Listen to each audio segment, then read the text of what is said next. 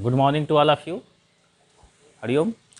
चलिए देखिए, मैंने आपको बताया था नंबर सिस्टम में पूर्णांक के बारे में, ऋण पूर्णांक, धन पूर्णांक, प्राकृतिक संख्या, पूर्ण संख्या, सम संख्या, विषम संख्या, भाज्य और अभाज्य, ये सब बताया था मैंने। और भी वास्तविक संख्या है, कॉम्प्लेक्स नंबर है, सम्मिश्र संख्या, वो बताएंगे। ठीक है, तो पहले इनके बारे में बड़े और छोटे। तो इनमें पूर्णांक में जो है सबसे बड़ी या सबसे छोटी संख्या क्या होती है, इसमें सबसे बड़ी संख्या क्या होती है, इसके बारे में हम पढ़ते हैं। तो पूर्णांक मैंने आपको बताया था, यहाँ से जैसे ये हो गया, ये 0 हो गया, 1 2 3 एंड सो ऑन, ऐसे चलता जाएगा। फिर इधर से हो गया -1 -2 -3 एंड सो ऑन, ये भी चलता जाएगा इधर, ये मैंने बताया था। अब ये पूर्णांक है बाबू आपका, तो इस पूर्णांक में 0 से 1 बड़ा हुआ, 1 से 2 बड़ा हुआ, 3 बड़ा हुआ, 4 बड़ा हुआ, ऐसे चलता जाएगा। आगे कहाँ तक जाएगा उसकी कोई सीमा नहीं है। यानी बड़ी संख्या आगे चलता जाएगा, पता नहीं चलेगा, तो बड़ी संख्या होगी नहीं इधर। इसके देखो 2 से 1 जा रहा है कम, 1 से 0 जा रहा है कम, ये कम होता जाए यानी छोटी होती जा रही है। तो छोटी संख्या भी ऐसे आगे चलता जाएगा, इसका भी कोई लिमिट नहीं है। तो इसमें बड़ी संख्या को भी नहीं ज्ञात कर सकते, छोटी संख्या को भी नहीं ज्ञात कर सकते। तो इसलिए पूर्णांक में न तो बड़ी संख्या को परिभाषित कर सकते हो और न ही छोटी संख्या को परिभाषित कर सकते हो। लेकिन इसको इनफाइनाइट यहाँ लिखा जाता है, तो इनफाइनाइट लिख सकते हो, नॉट डिफाइन के रूप में एक इनफाइनाइट लिख सकते हो, आंसर भी दे सकता है तो इनफाइनाइट लगा सकते हो। ठीक है, तो इसमें फिक्स्ड नहीं होता है सबसे छोटी और सबसे बड़ी संख्या। क्लियर। अब आते हैं ऋण पूर्णांक में। तो ऋण पूर्णांक ये निगेटिव वाला होता है, माइनस वाला है ना। तो इसमें सबसे छोटी संख्या को पहले देखेंगे। तो देखो, जैसे 2 से 1 इधर जा रहा है, इधर जा रहा है, तो संख्याएं क्या होती जा रही है, छोटी होती जा रही है। तो ऋण इस पूर्णांक -1 से आरंभ हो रहा है, तो -1 से 2 गए, -1 से 2 छोटा हो गया, 3 भी छोटा हो गया, 4 भी, 5 भी, -4, ये सब छोटे होते जाएंगे। ये कहाँ तक जाएंगे, इनफाइनाइट, मतलब इसको परिभाषित नहीं कर सकते, नॉट डिफाइन। तो ऋण पूर्णांक में छोटी संख्या को नहीं ज्ञात कर सकते, लेकिन बड़ी संख्या हो तो ये बताइए, जब इससे ये छोटी है तो ऋण पूर्णांक स्टार्ट कहाँ से होगी, -1 से। तो ये -1 क्या हो जाएगी, सबसे बड़ी संख्या। ऋण पूर्णांक में सबसे बड़ी संख्या क्या हो जाएगी, -1। ठीक है। अब आते हैं धन पूर्णांक में। धन पूर्णांक स्टार्ट कहाँ से होता है, 1 से होता है, तो 1 है, फिर 1 के बाद 2 3 4 5 ऐसे बढ़ता जाएगा। तो बढ़ते बढ़ते ऐसे आगे निकलेगा तो बड़ी संख्या। अब लेकिन कहाँ तक जाएगा इसकी कोई लिमिट नहीं है। तो हम क्या करेंगे, बड़ी संख्या इसमें ज्ञात कर सकते हैं, नहीं ज्ञात कर सकते। तो बड़ी संख्या इसमें हम नहीं ज्ञात कर सकते धन पूर्णांक में। लेकिन छोटी संख्या, पहली संख्या स्टार्ट ये है, 1 के बाद 2 बड़ी है, यानी छोटी कौन है, 1। इसके पहले तो ये धन पूर्णांक में तो होगा नहीं 0, तो 1 से स्टार्ट होता है, तो 1 सबसे क्या हो जाएगी, हमारी छोटी संख्या हो जाएगी। सबसे छोटी संख्या धन पूर्णांक में क्या होगी, 1। ठीक है। अब प्राकृतिक संख्या कहाँ से, तो प्राकृतिक संख्या भी 1 से आरंभ ही होती है। तो जब ये भी 1 से आरंभ होता है तो जो धन पूर्णांक का हुआ सेम वही प्रोसेस इसका भी होगा, यानी 1 क्या हो जाएगा, सबसे छोटी संख्या में आ जाएगा और बड़ी संख्या होगा ही नहीं। ठीक है। अब आते हैं पूर्ण संख्या। तो पूर्ण संख्या स्टार्ट कहाँ से होता है, 0 से। अब 0 से इधर सब चलते हैं तो पूर्ण संख्या होती है। तो 0 है, फिर 1 2 3 ऐसे चलता जाएगा, तो ये बढ़ते क्रम में होगा ना, यानी बड़ी संख्या इधर होती जाएगी। लेकिन बड़ी संख्या कहाँ तक जाएगी, इसकी कोई लिमिट नहीं है, यानी बड़ी संख्या को हम नहीं ज्ञात कर सकते। तो पूर्ण संख्या में बड़ी संख्या होगी नहीं, मतलब इनफाइनाइट, अपरिभाषित। ऑप्शन में होगा तो लिख लेंगे। और छोटी संख्या क्या होगी, 0 से आरंभ हो रहा है ना, तो ये छोटी संख्या क्या हो जाएगी, 0 हो जाएगी। अब हम आते हैं सम संख्या विषम संख्या पर। तो इसमें अभी इसकी ज़रूरत नहीं है।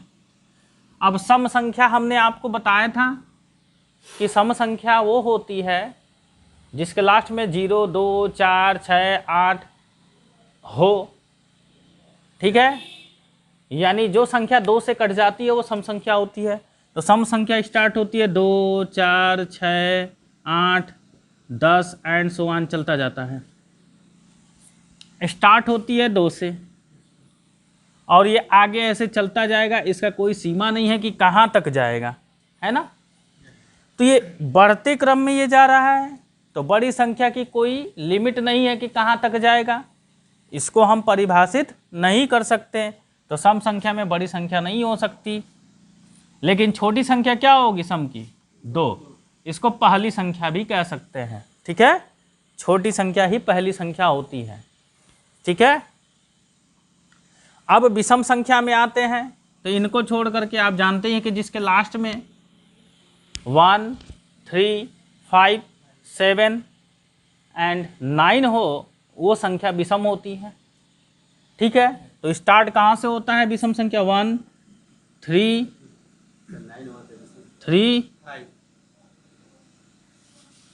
5, 7, 9 एंड सो ऑन, ये चलता जाएगा।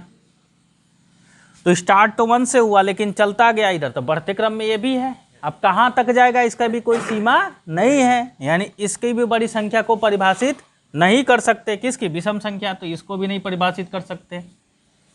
लेकिन सबसे छोटी संख्या 1 हो जाएगी, जो पहली संख्या, क्योंकि ये सबसे छोटी है, क्योंकि इसके आगे तो बड़ी होती जाएगी ना, तो इसका मतलब 1 क्या होगी? छोटी होगी।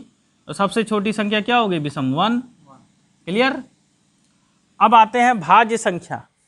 तो भाज्य संख्या को मैंने बताया था, वह संख्या जिसके गुणनखंडों की संख्या कितनी हो? 3 या 3 से अधिक हो, ये बताया था ना।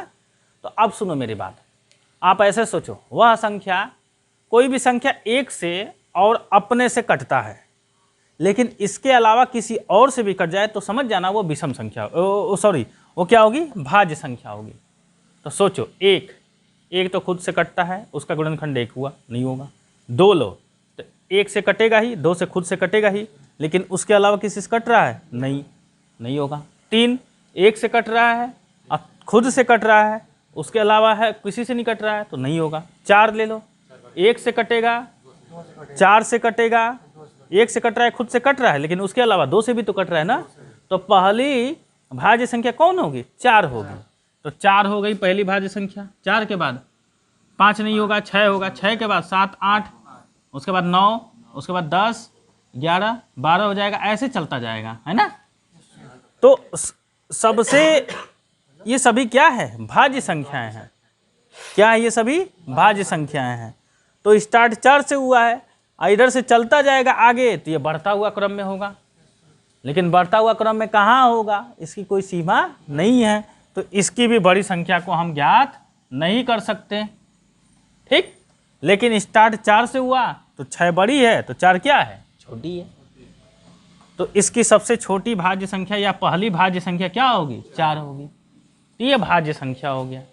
अब आते हैं अभाज्य संख्या।